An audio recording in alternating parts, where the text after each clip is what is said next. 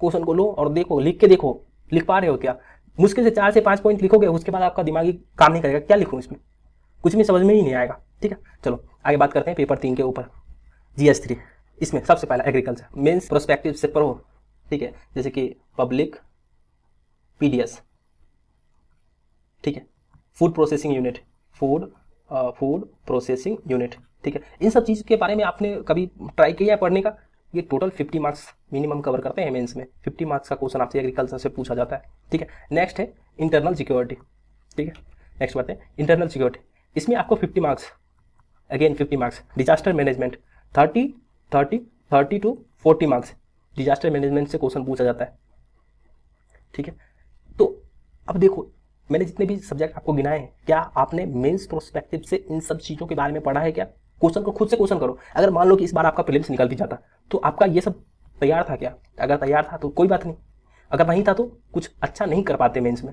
तो बेटर है कि अभी से मेंस की तैयारी करो और दिसंबर से पहले मेंस कंप्लीट होना चाहिए। जितने भी टॉपिक मैंने गिनाए हैं इन सबको दिसंबर से पहले कंप्लीट करो। आगे बात करते हैं प्लान क्या होना चाहिए भाई। सबसे बड़ा तो यही चक्कर है ना कि प्लान क्या होना चाहिए। अब इस प्लान के ऊपर बात करते हैं। देखो, जितने भी आप प्लान बनाते हो, डेली टारगेट बनाते हो, पढ़ाई नहीं होती है। आप अगर आपने ऐसा प्लान बनाया कि भाई मैं सुबह 2 बजे उठूंगा और 4 बजे तक पढ़ाई करूंगा, इसमें पढ़ूंगा, हिस्ट्री पढ़ूंगा, ठीक है, फिर 4 से 6 के बीच में मैं ज्योग्राफी पढ़ूंगा, तो अगर इस तरह से प्लान किया है ना, आपकी पढ़ाई कितनी होगी? ठीक है, आपकी पढ़ाई ये होने वाली है घंटा, कुछ भी पढ़ाई नहीं होगी। तो आपको प्लान किस तरह से बनाना चाहिए उसके बारे में बात करता हूँ। आपको प्लान बनाना चाहिए वीक वाला। ठीक है, इस वीक में लाइक आपने टारगेट रखा कि चलो मुझे 50 आवर्स पर वीक के हिसाब से पढ़ना है, प्रति वीक। ठीक है, 50 घंटे पर वीक पढ़ना है।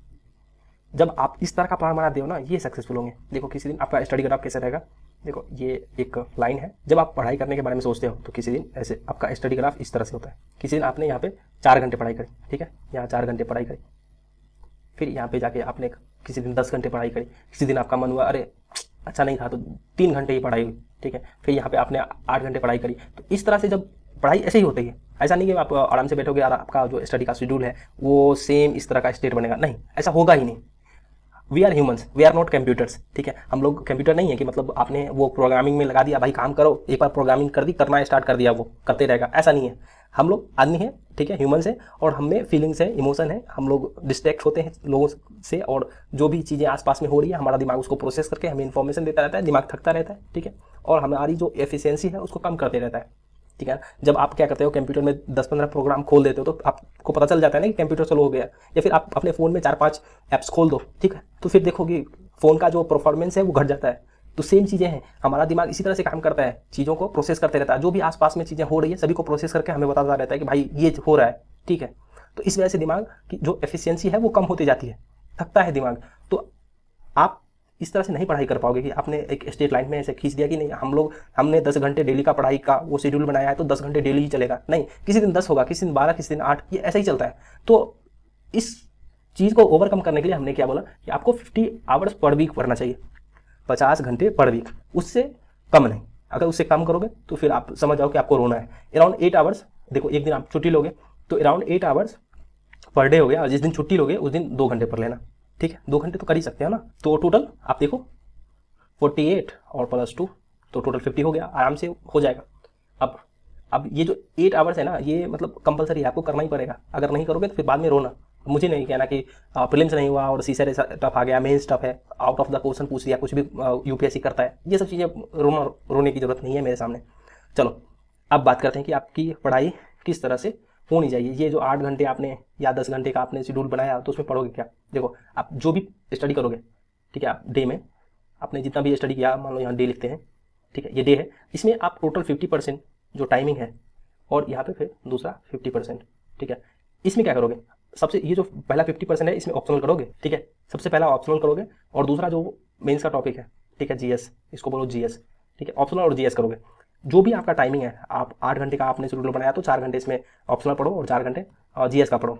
इसमें करोगे क्या इस जीएस वाले में, या फिर इसमें सेल्फ स्टडी करना है, सेल्फ स्टडी करो, कोचिंग ज्वाइन करना है कर लो, या फिर आपने किसी का वीडियो देखना है तो उसको करो, और जैसे हो 50% टाइम देके अपना ऑप्शनल करो, ठीक है। अब इसमें ये जीएस वाले में इसमें यहाँ पे देखो क्या करोगे, इसमें टाइम लो, ठीक है, take your time, take your time. इसमें और दूसरा क्या करोगे, build your notes, build your notes, ठीक है, एंड थर्ड राइट PYQ, देखो आपने जो भी टॉपिक पढ़ा या जो भी सब्जेक्ट आपने पढ़ा है उससे रिलेटेड जितने भी PYQ पूछ रखे हैं, ट्राई करो कि आइडियली आपको सब करना चाहिए, बट मैं सजेस्ट करूंगा 2-3 कर लो, इनफ है। इससे आपको ये समझ में आ जाएगा कि पूछ क्या रहा है भाई, पूछ क्या रहा है, मुझसे क्या जानना चाह रहा है, उसका एक्सपेक्टेशन क्या है, उसका एक्सपेक्टेशन लेवल क्या है। एक चीज़ मैं बताता हूँ यहाँ पे, ध्यान देना कि जब आप कोई गर्लफ्रेंड बनाते हो, ठीक है ना, या जब आप कोई बॉयफ्रेंड बनाते हो, तो उसका एक्सपेक्टेशन आप जानने का ट्राई करते हो कि वो चाहता क्या है।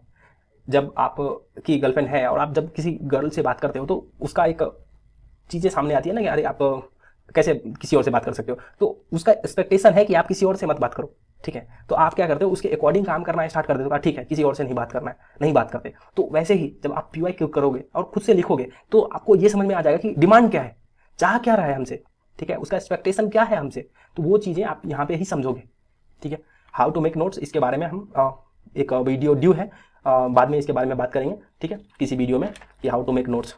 चलो एक एग्जांपल से इसको समझते हैं कि ये सब टेक योर टाइम और बिल्ड योर नोट्स और राइट PYQ करेंगे कैसे, इसको एग्जांपल से समझते हैं। इसको पूरा मिटा देता हूँ। अब बात करते हैं इंडियन सोसाइटी। देखो ये एक बुक है, एक GS1 में एक टॉपिक भी है। तो इसमें आप करोगे क्या, पढ़ोगे कैसे, ठीक है। हाउ टू रीड, सबसे पहले मेन जो चक्कर है ना हाउ टू रीड वाला, उसको थोड़ा सा समझते हैं। डिटेल में किसी और वीडियो में बात करेंगे, बट यहाँ इस चीज़ को समझो कि हाउ टू रीड। सबसे पहले आप क्या करो, इसका सिलेबस पढ़ो, ठीक है, सिलेबस का एनालिसिस करो। उसके साथ क्या करोगे, जो भी प्रीवियस ईयर क्वेश्चन पूछा गया है उसको पढ़ो। उसके बाद इसको पढ़ने का ट्राई करना, ठीक है, रीड, ठीक है। अब इसमें रीडिंग में करोगे क्या, देखो ये आपने सिलेबस उसका पढ़ लिया, PYQ पढ़ लिया। अब उसके बाद जो आपके पास नोट्स या मटेरियल है उस चीज़ को पढ़ने का ट्राई करना। पढ़ने के बाद करोगे क्या, आप करो जो भी चीज़ें आपने यहाँ पे पढ़ी है, ठीक है, आपने सिलेबस पढ़ा है, PYQ पढ़ा है, ठीक है, इन सब चीज़ों के करने के बाद आपने जो पढ़ा है उसके बाद क्या करो, राइट करो। क्वेश्चन जो पूछा है यहाँ पे PYQ में, जो भी क्वेश्चन आपने पढ़ा है उसको करो, लिखो, ठीक है, राइट, ठीक है, उसको राइट करो।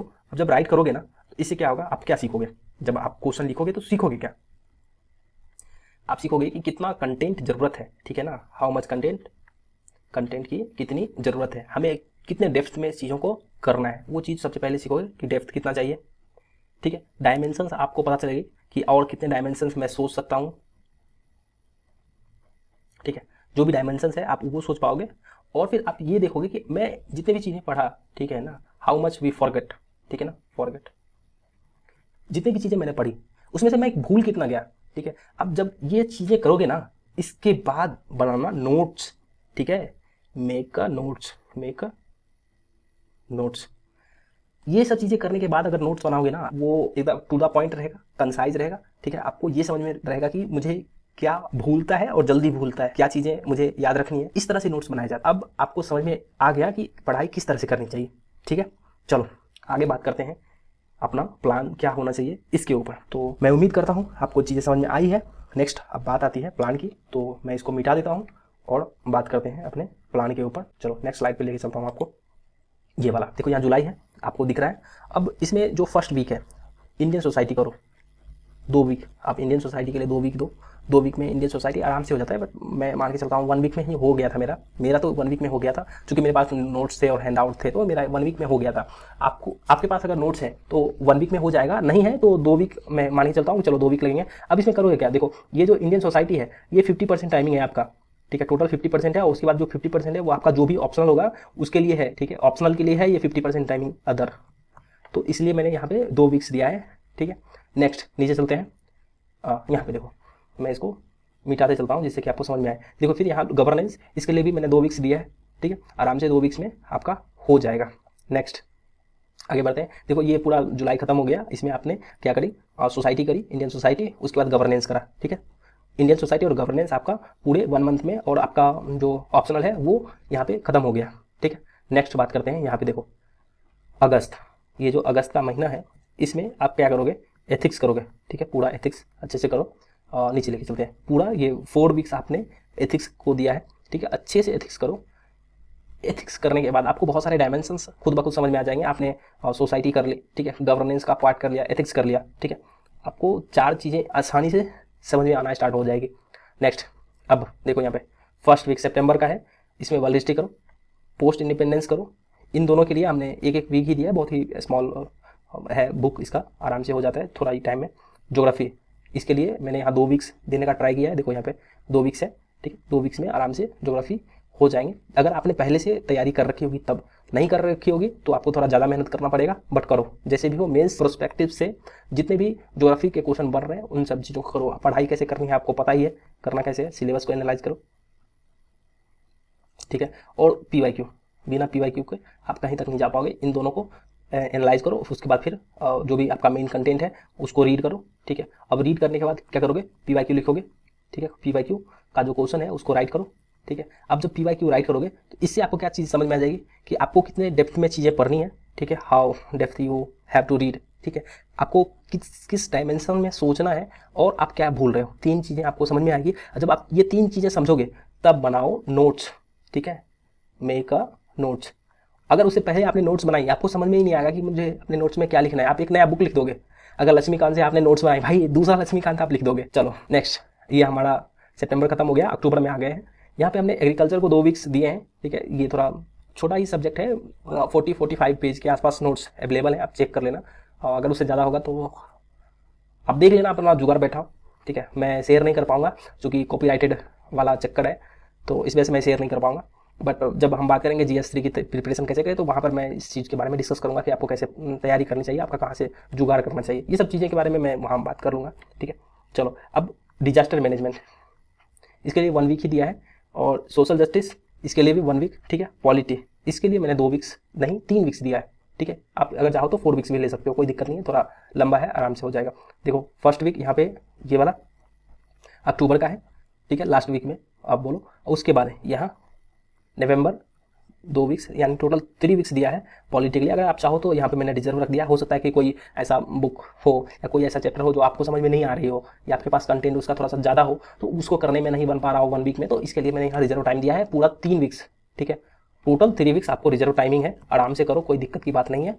पूरे नवंबर तक में आप ट्राई करो जो आपका मेंस है उसको रेडी रखो, आपके बोलो मेंस रेडी, ठीक है, कि नवंबर में मेरा मेंस हो गया, अब मैं निश्चिंत हूँ, अब आराम से चीज़ें हो सकती है, ठीक है।